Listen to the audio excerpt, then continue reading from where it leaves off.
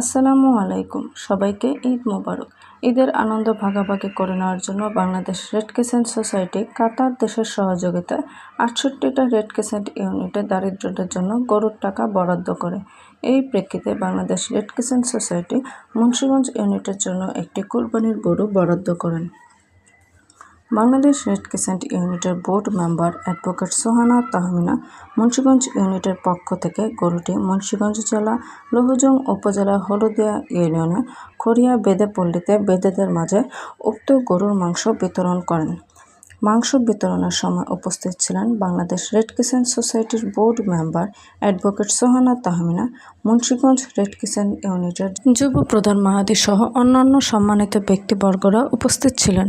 সবশেষে তিনি বেদেপল্লীর বেদেদের সাথে কুশল বিনিময় করেন ও ঈদ আনন্দ উদযাপন করেন। এমনই নিত্য নতুন সকল খবর সবার আগে পেতে অভিযাত্রা চ্যানেলটি সাবস্ক্রাইব করে পাশে থাকা বেল আইকনটি ক্লিক করে আমাদের সাথেই থাকুন।